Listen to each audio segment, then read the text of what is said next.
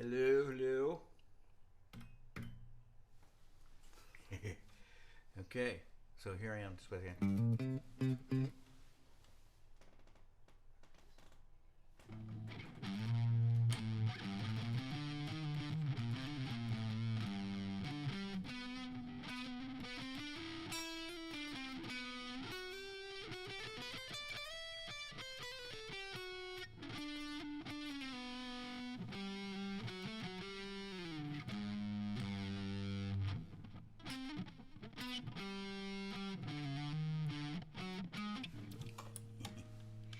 Hey guys.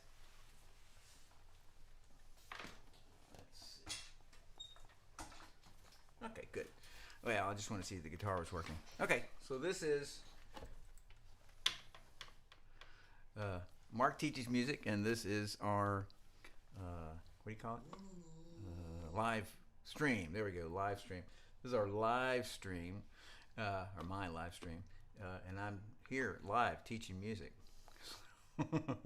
So anyway, this is the to play and sing, and the idea here is for you to ask all your questions about music, and I reserve the right to say I don't know. So many things I don't know, but there's a lot of things I do know, and so I will, if I know, I can answer. So I can answer a lot of stuff, and sad to say, or not sad to say, happy to say, I've been playing at least since for at least for 54 years, since I was 10.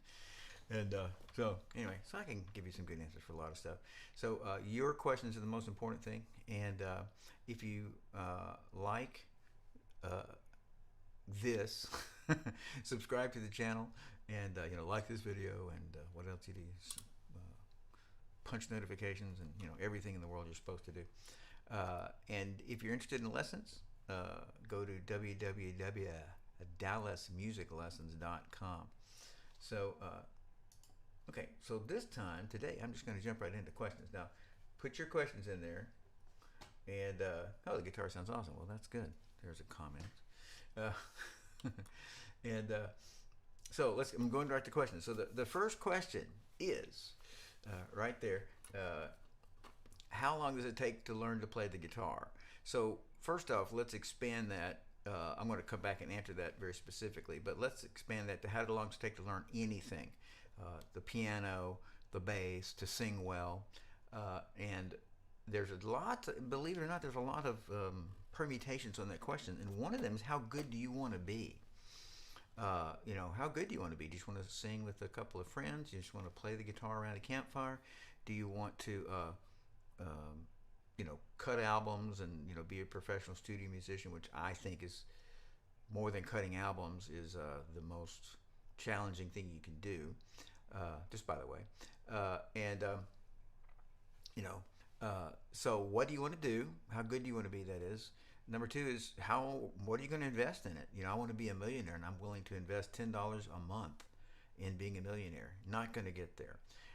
So you've got, are you willing to practice? How much are you willing to practice? And again, we want to take in practicing, what we're looking for is assimilation and things feeling normal and comfortable and like that. That's what our goal is in practicing, is that I'm playing this thing and it feels just great, easy to do, physically comfortable. And if it's if it's comfortable to do, then I'm practicing it a good amount. So anyway, those are the things. So for most instruments, including the voice, which I said something about this last week, you should be able to notice marked improvement improvement in 3 months, and then in 6 months you should be able to say, yes, this is working, no matter what. Now that doesn't mean some people are going to just shoot ahead. I mean, some people, like, they start lessons, and in a month they're just doing all kind of great things, and other people will push that 6 month limit. They'll come right up to it, and it's like, oh my gosh, are they gonna come through with that? So, and the question about that is, in the first live stream we ever did, first one we ever did, which was in May, we talked about the 7 deadly practice sins, and I have a grid, which I'm not going to get to at this moment, just because I don't have it to pull right up. But there's really like 6 or 7 or 8 things that make up success in music, and so just so your starting point may not be the same place, or actually, you should just make it a statement. People are starting at different places.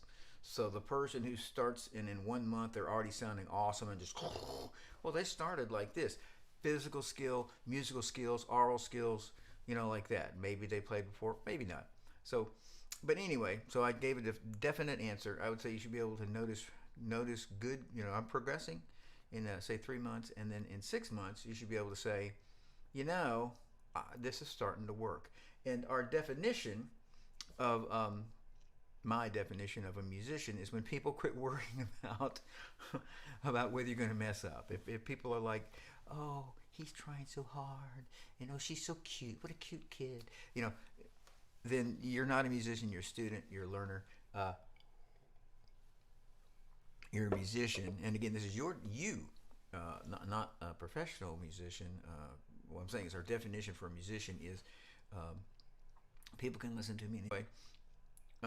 So that's about right. Now, in the guitar, just like in the piano and several other related instruments, mandolin, ukulele, there would be sort of a what are you going to do? If you're just going to strum the guitar, strum and let's say not sing along, you strum the guitar, well, you should be able to do that in 3 months. I don't mean you can play every song. My gosh, you can play a fifth of songs, but that would be 5,000 songs. And so I'm just saying, you're on the path and you can see what's going on. Same thing on piano. You're gonna accompany yourself while you sing. It's going to be very quick. If you say, not how, if you say, well, what I want to play is really, I want to play on the piano. I want to play Liszt. I want to play Rachmaninoff. Well, that's a long term answer. You say, I want to. We talked about it last week, and I can't remember the name. On the guitar, I want to play Andy McKee. I want to play. These are detailed um, guitar pieces, very detailed, and they're just as classical as anything, except they're modern sounds. Very excellent music. But anyway, I'm just saying, if you say that's my goal, well, yeah, you'd see progress, and it's the same thing for the piano. You'd see progress in 3 months, in 6 months, but your goal is way up there. What you're considering success, and that's one of the areas. How much practice, how smart you are, how skilled you are in various areas, physically skilled, orally skilled, like this. And one of them is practice, how much you'll practice. But another one is, what are your goals? When will you say I'm a success? So anyway, 3 to 6 months, and then other things impact upon that. Okay, that was the first question. These are all my students' questions. Can you can, can you get me on the TV, on the American Idol? Well, uh, no.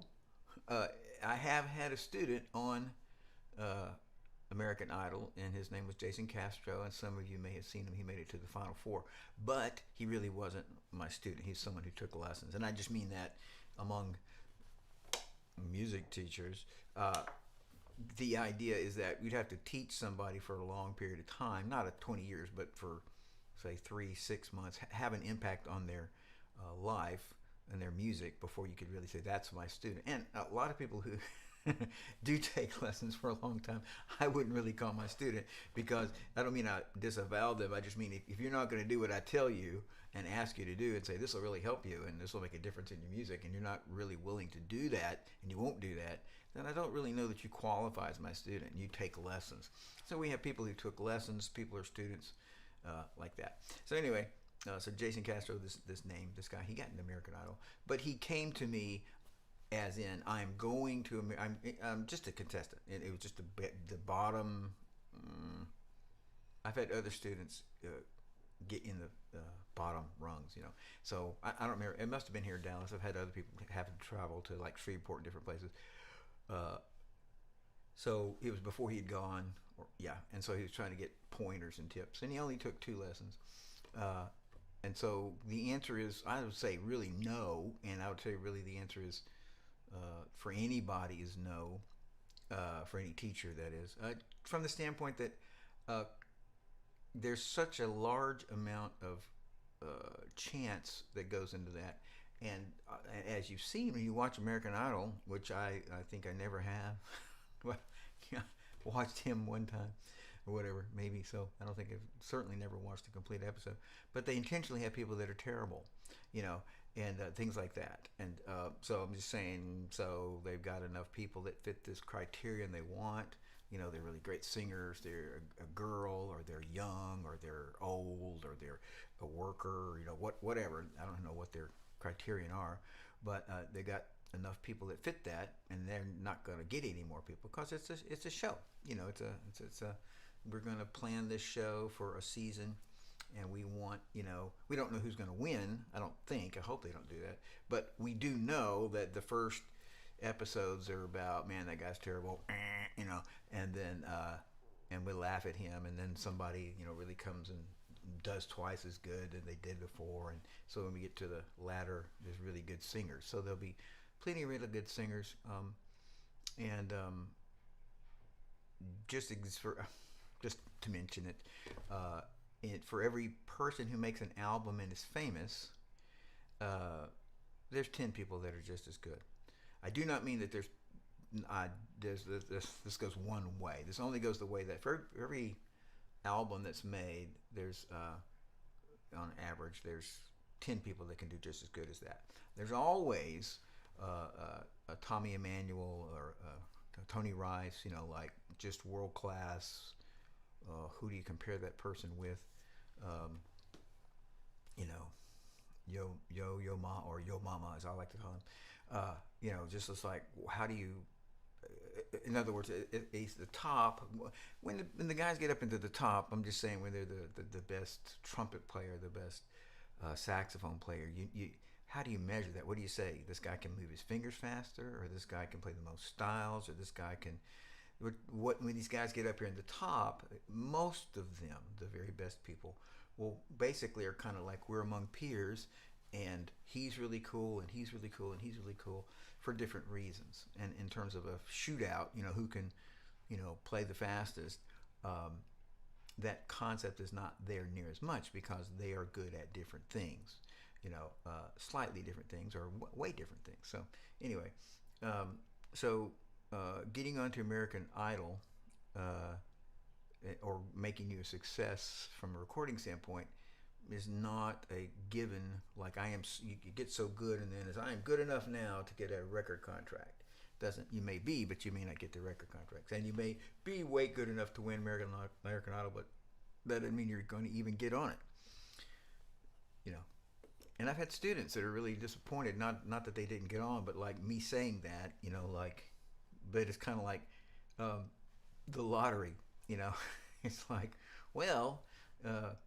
It's kind of cool to try that or to wish, but from a factual standpoint, you know, that's not very likely to win. You're not very likely to win that lottery, so that musical lottery. Okay, I'm looking at the next one here. So, quality-wise, yes. In reality, no. No one can say that, despite people who do say that. Okay, if you lapse, this is a wonderful question. I love this question. If you lapse in playing for a year or 10 years, how can you get back to the level where you were, like on guitar or other? And like I said, that's a really great question and a valuable question. If you've played before, you do not need to be discouraged about coming back. Yes, you've lost stuff, but what it is like this, and I've stopped many times. I don't mean like I quit, but I just mean like, you know, I don't have time to practice for this, you know, 2 years or whatever, you know, long time, or, you know, whatever, many breaks, both in terms of not I'm so good I don't need to practice, but this is not important that I play really well right now for a decade or more, and then other times where it's like, you know, I just can't make this work now. So anyway, so you work hard, you know, to build up these skills, and you're like just digging through your, you know, granite to get this fingering and this, you know, this concept, and you know, counting, and you know, I'm out of tune, and I should have a beautiful tone, and all this kind of stuff. And I used to be able to hit this high C, and I'm getting older now. These things, and when you come back, this is the truth, having done it many times. instead of it being as much like everything is new and you're creating, with your little Play-Doh, creating a U, you know, a musical U, and then trying to figure it out. When you come back, it's sort of like that trail is still there, and I mean it like a trail. It's still there. It's still there. It may be rough, but it's not as rough as it was because you've been there before. You've sung that high, and you've done those exercises, or you used to play this fast, or you used to know these chords, and so your body doesn't just go like, well, sucker, you ain't played that in 10 years. It doesn't do that. Your body says, oh, now it may not do it immediately, but your body says after a while, it goes, oh yeah, I remember how we did that. I remember that. So please be encouraged that if you do stop and you come back, it's not downhill, but it's at least level. If we looked at originally, you were climbing uphill, working on things and learning things, and your body's just going, what are you? Why do I have to put this little finger on this string? So when you come back, your body, it's at least a level path, that your body's going, yeah, okay, I get that, I understand that. So you can absolutely get back to the level that you were. Now there are, obviously different things that could impinge upon that. You get older, like me, you get older, you have an accident, you have a disability, you have a sickness, you have 17 kids, different things that can work against you. But in a neutral setting, you can definitely get back to where you were, get to where you're happy with how you sound. It may be better than you were, and I'm not trying to be a happiness guru. I'm just trying to say, why stop with where you were? Let's go back to past where you were. And that especially goes, I just want to tell you, my goodness, if you either played in the band, you played in the orchestra, you played in a choir, and then you didn't do any of those things, but you played when you were in high school, when you were junior high, you were in a little rock band or whatever, and you're an adult, and it doesn't matter how old, but we'll just say you're 20 to 55, and older, but let's just say any of that, and you think, that was really cool. I wish I'd pursued that. I just want to tell you, you have learned so many more things now that will make you play better, that you had no clue about when you were 10 and 15 and 17. When I was in freaking music school, like a doofus. I mean, how stupid can you get? But it just never occurred to me till I had left music school, that me not practicing when I should, and me not doing this or that. Basically, I was going on. I practiced some, but mostly raw talent, kind of like, oh, I can pull this together, like any kid, right? And so it just never occurred to me till I left that, this is defining my entire life. Where I can go to school after this and what I can do, and just never thought. But I'm saying by the time I was 30 or something, it was like, oh my gosh, I have to have skills at it. So I'm just saying the maturity level, the concentration level, your ability to plan things, your ability to find time to practice, your ability to accomplish things. You should jump in there to encourage anybody who's used to play, you loved singing, either by yourself or in a choir or in a group or whatever. You should jump in there and go back to that, because you can do that. It may be not as good as you were, and it may be much better than you were. So don't be discouraged about that, and jump in. And very, very, very few people do the uninterrupted. I started here and I just unbroken. And if we looked at a lot of most great people, it would look like it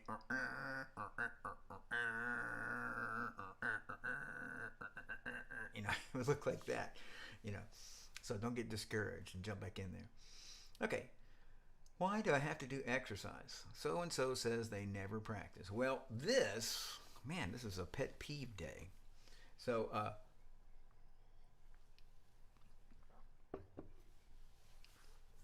we do music seminars every 6 months, and the idea is that I don't think there's any way for anyone to learn everything they should learn in a lesson.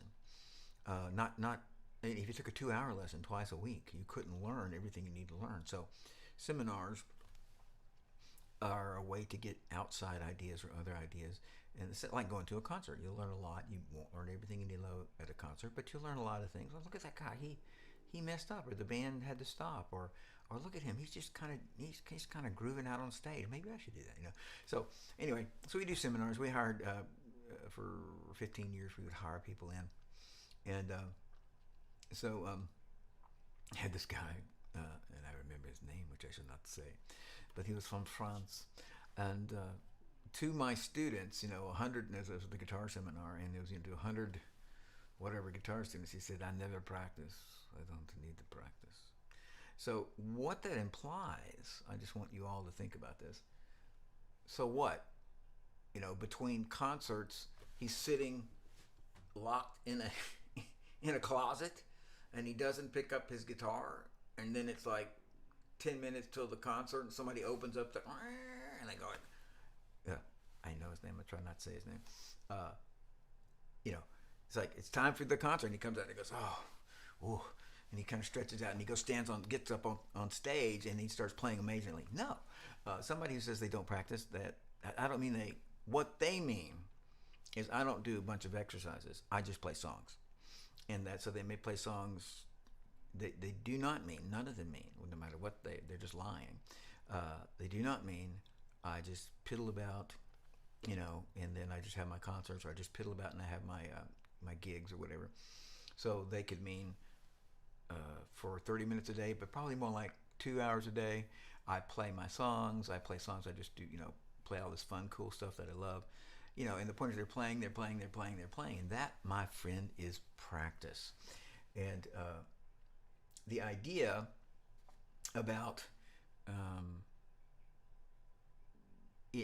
let's look at playing your songs or playing with a group, playing songs with a group, just playing your songs. I would call that. Now look, I believe you got to do that. You got to just play your songs if you're in a group. Couldn't be any better than you being in a group. So you need to be in a group if you can. It just helps you to not be all, I messed that up, let's do that again. You know, helps you to have a bigger picture. You mess up and the guys keep going in the band, and so you're like, oh, gotta catch up. So you get a picture of music continues. You know, it's not the little every single little, it's like no, get onto measure 11. So you're playing.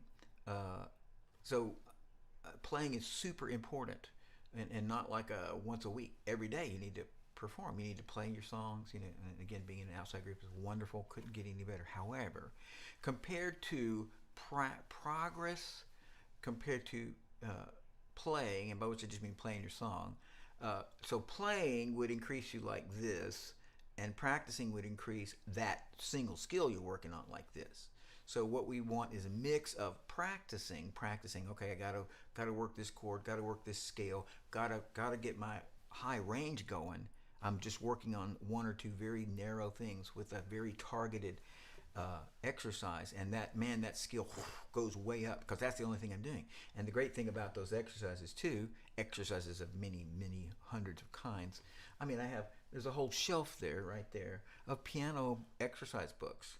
It's stupid. You could do one a day, and you could not finish before you died. But so the good thing about exercises is most of them apply to all of your music. So you learn a scale, and that you learn the C scale on any instrument. And if you're on an instrument like the guitar, the bass, the mandolin, the ukulele, that means you could play in every key, major, minor, I'll call it all 15 major keys, all 15 minor keys, that one pattern. You know, if you learn a scale on the flute, then you can, let's say you learn the D scale on the flute, then you can play, you can play in all things in D major, all things in B natural minor, all things in E Dorian minor, all things in A mixolydian. It's like, wow, all these hundreds and thousands of songs you can do because it's a exercise. It's very targeted, lots of growth, and applies to a lot of things. A song, you're going to work on this song, and what can you do? This is what you could do, and it's awesome. I can make people happy, and I can make myself happy, and I can love what I'm doing. It's exciting and dramatic, so I'm going to go, how sweet it is to be loved by you. It's just like sugar sometimes. How sweet it is to be loved by you. Whoa. So I like doing that, you know, and other people like me doing that too. And so in playing a song, for singing a song, performing, uh, you are practicing. In terms of progress, you're learning how to perform. You're doing why you take lessons. I came here and I'm working on my music to do songs, and there's no but to that. That is it. Uh, but there's nobody who never picks up their instrument, never cracks a note on their voice. No one who they have, you know, a gig a week. They don't. They're singer. They don't sing a note, not one, until they step on stage. You know, uh, twice a month. Nobody.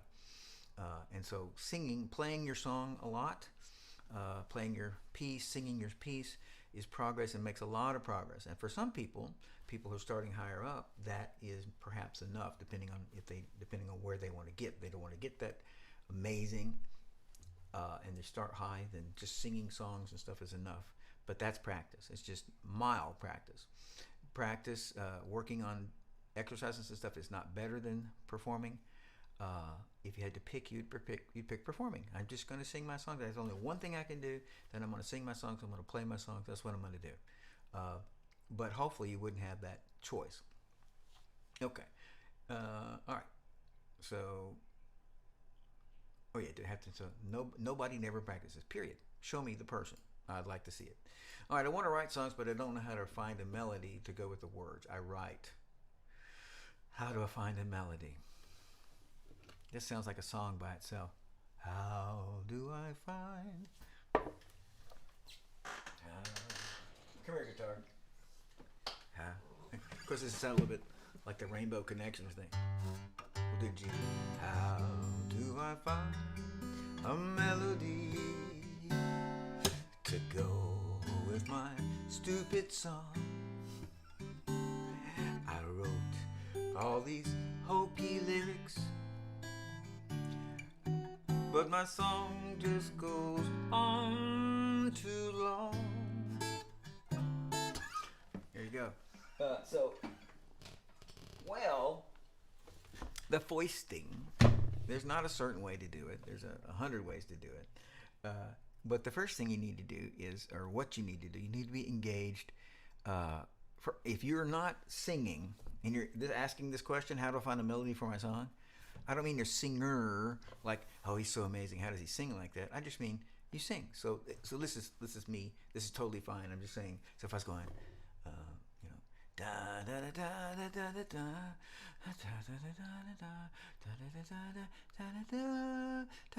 so that's fine. I'm talking about. I'm not a great singer, person who sings like that, but I'm getting I'm getting notes and I'm hitting the pitches I want to hit. It's good enough. So you don't have to be amazing. But if you're just sitting there, not making a note, you never make notes with your voice or another instrument, and you just suddenly go like, produce melody. That's not going to occur. So you have to be all oiled up with your melodies and listen to this guy. I've been waiting for a girl. All these sounds are in here. Da, da, da, da, da, da, da, da. You know, every breath you. All these sounds are in your head. All kind of stuff. Doesn't have to be all the things I said, but I'm saying it's like you're fluent. You're fluid. Man, you know, thinking about this guy and he did this and wow, that's so cool. And just talking about single notes now. What am I thinking of?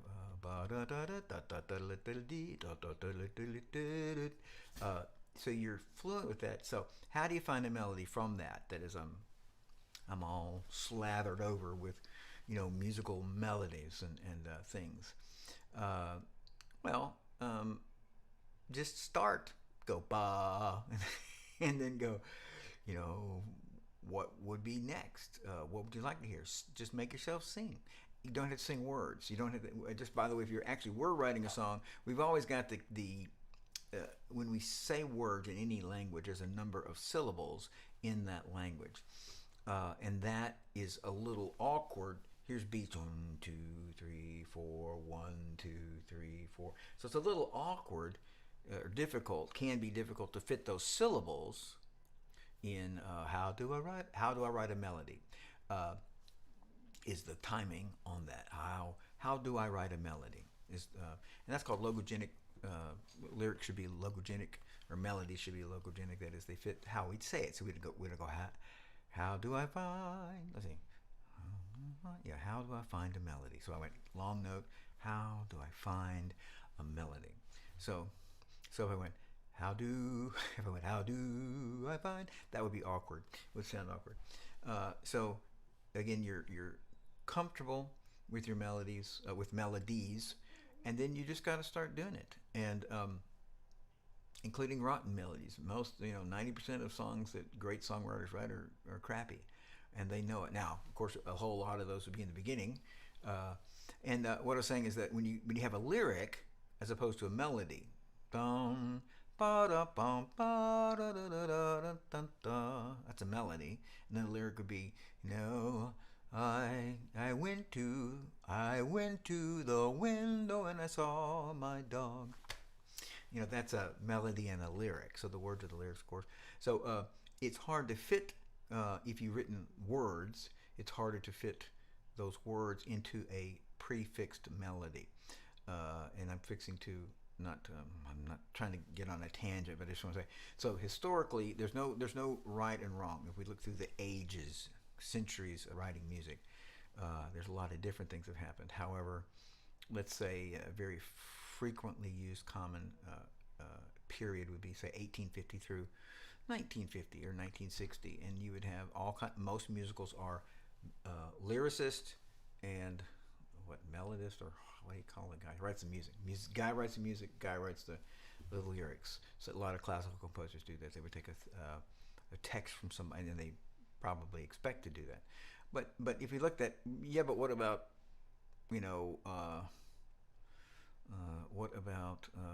I've been waiting for a girl like you. I've been waiting. Was maybe, you know, uh, actually Elton John in our 50 years here, the most recent 50 years, would sort of be the exception. Bernie Taupin is writing the words and Elton John is writing the music. That's kind of not, we think of it singer-songwriter. I was crying and my girlfriend left me, so I wrote this song. I'm going to sing it. So I'm just saying, so one picture is somebody writes the words, somebody writes the melody. Another picture is I wrote the words and the melody. And of course, in the last 15 years, a whole lot of it is like my band. You've seen the tributes in a lot of the songs. It's like 700 people, who wrote this song? The whole band and our dog Spot, also contributed. So how do I find a melody?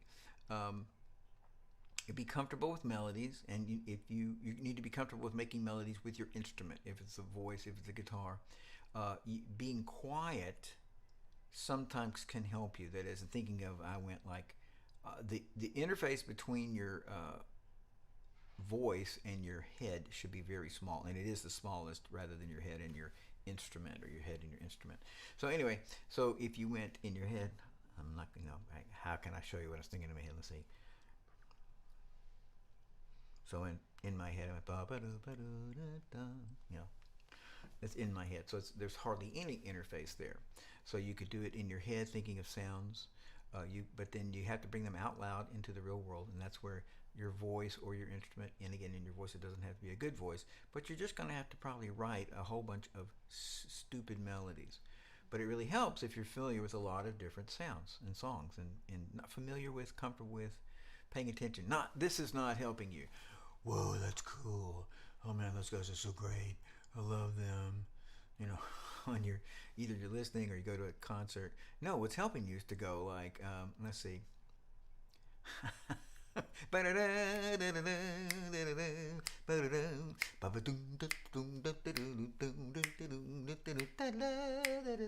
That's helping you, to be like, hey, I don't know what that's, some movie theme or something. So somebody can tell me what that is. But anyway, so I'm saying that's what I'm talking about. Specifics, I can hear the melody. I'm familiar with a lot of melody sounds. Okay, which part is the most difficult? Okay, I'm going to take that as well, let's answer it from a vocalist standpoint to start with. So, sopranos, your head's frequently so big, How many sopranos does it take to screw in a light bulb? One. She holds up the light, the bulb, and the world revolves around her. So you, any kind of most not classical because we may not know the melodies, and honestly, some of the classical music is so incredibly difficult. And I was in the Loyola Chorale, which I just loved, and as a tenor, and it was just wonderful. But there's no but to that. Uh, and so I'm saying the sopranos were having to sing. These are not pieces we know, that you know.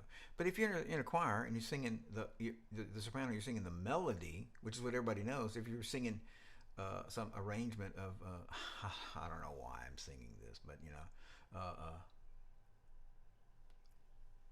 then you do when I rule the world. If you were doing an arrangement of Coldplay's, whatever it is, uh, it's an easy part because you know that, you know.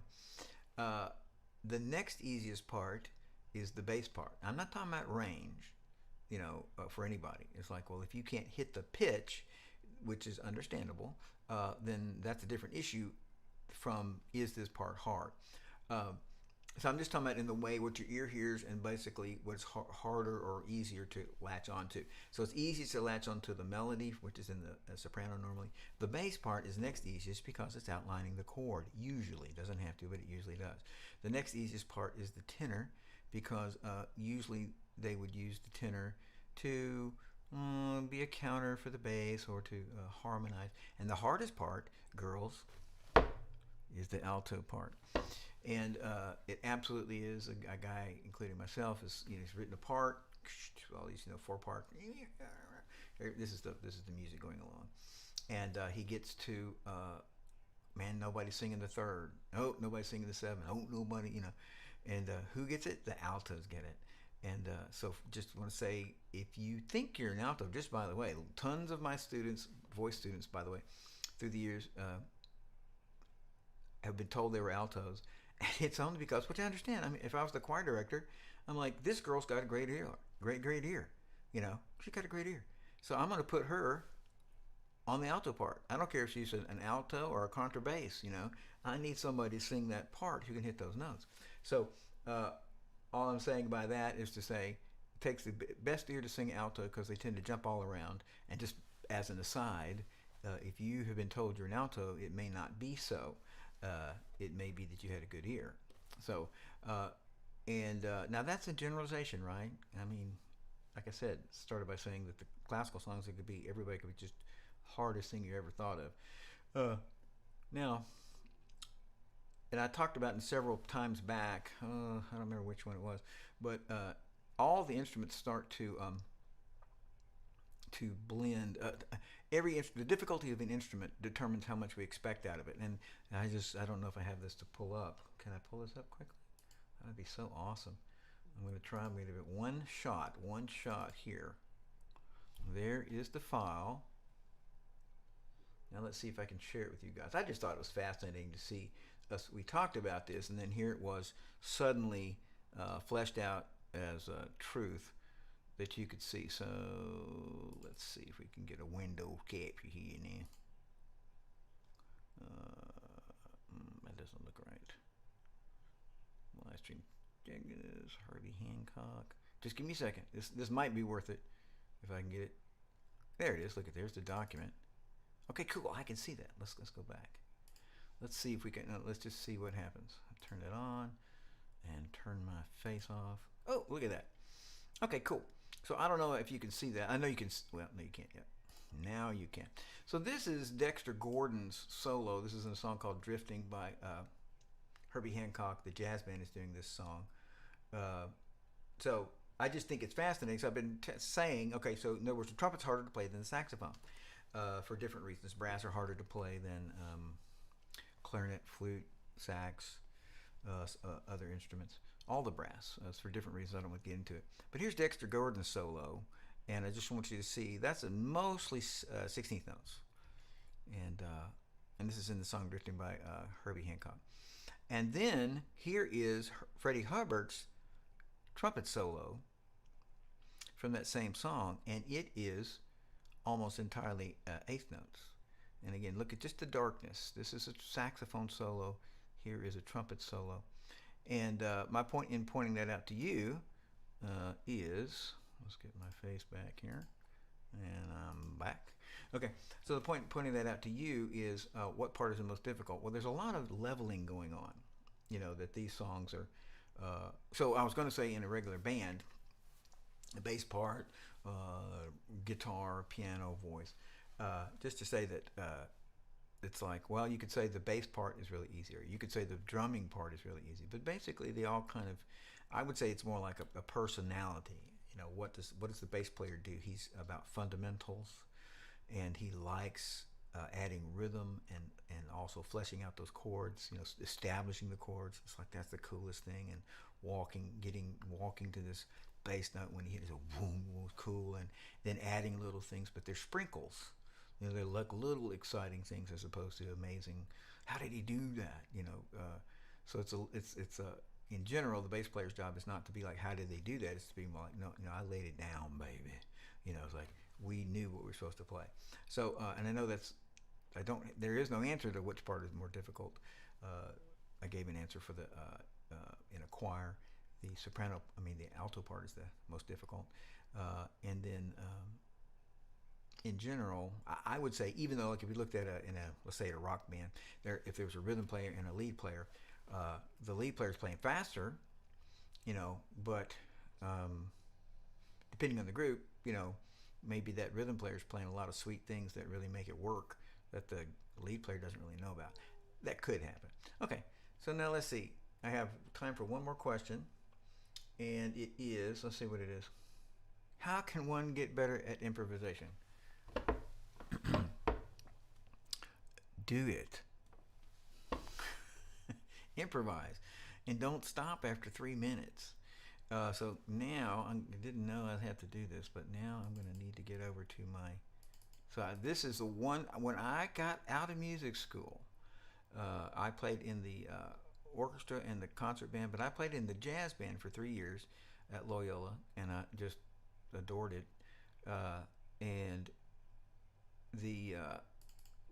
But I had a misconception that so many students do, and I just want to take a minute to say, to allay that, or to lay that to rest, or to make a correction. This is encouraging. This is not information that I'm trying to give you, oh my gosh, here's another piece of smartness. No, I'm trying to give you some information that this is encouraging to you. I'm encouraging right now. So you have a song, it's in the key of D, it has a D, and then it has an F sharp. Let's make those fat. Yeah, there we go. It has a D, then it has an F sharp minor, and then it has a G, and then it has an A, and then it's got an E minor, and it's got a B minor. Oops, B minor. And then let's move this all down so we don't run into our little beautiful copyright thing. Got a B minor, then it goes G, and it goes A, and it goes D. Well, guess what? Every single one of those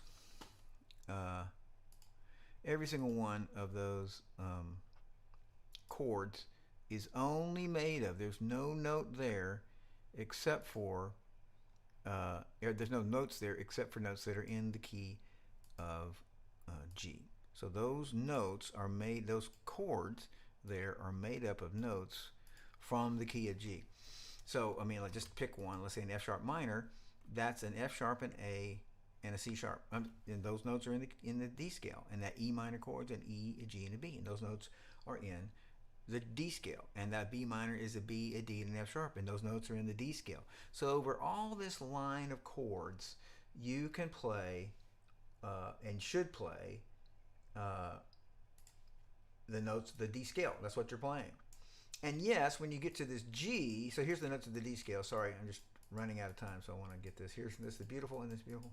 Here's the notes of the D scale: G, A, B, C sharp. So yeah, when you're on this D, these are the strongest notes, not the best notes, but the most obvious or something like that. And when you get to this E minor chord, for example, when you get to this E minor chord, suddenly the E becomes more important and stronger, or not better, but solid. The G and the B, the notes that are in that chord.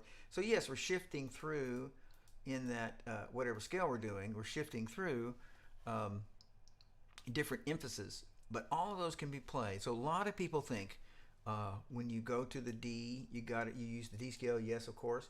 But when you go to F sharp minor, you got to go to F sharp minor. And when you go to the G chord, you got to go to G. When you go to A, you got to go to A scale. And that makes it so hard, and that's not true. It actually will sound bad if you do that. Not just, not just. I'm not giving you a slobby, hey, you ought to try this. It'll work, I think. It's like, no, that'll sound like it should be, because on the little progression we were just looking at, all the notes were used the D scale. There were no notes that are not in the D scale, so you can't use notes not in the D scale without sounding varying degrees from intriguing to horrible. So the first start would be trying to find.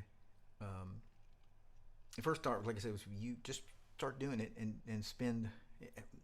If you contacted me, just by the way, I could send you tracks that are basically in one key, and so it sounds cool and everything. And the majority of rock, blues, country songs, R&B songs, super majority of songs, period, are just in one key.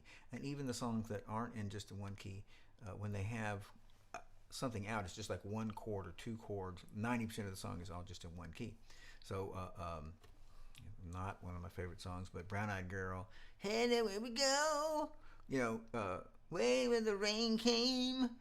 Every single, just play the G scale. That's it. So, and just if you contacted me, DallasMusicLessons.com, I could, send you one of those tracks or something, or at least talk to you about it. So, okay, so I'm done. So I want to remind you that this is Mark Teaches Music, and this is to play and sing. And so you subscribe to the channel, like the video, all the things you want to do. If you got any questions, just send me an email, mark@DallasMusicLessons.com, mark@DallasMusicLessons.com, and I'll try to answer that. And if you're interested in lessons, do DallasMusicLessons.com and go there. And the link should be right here, and do that too. And let me see. So, okay, well, you guys are great, and I want you to have a great week and everything. And we'll be here next week, Wednesdays at 7 o'clock to play and sing. So, see you later.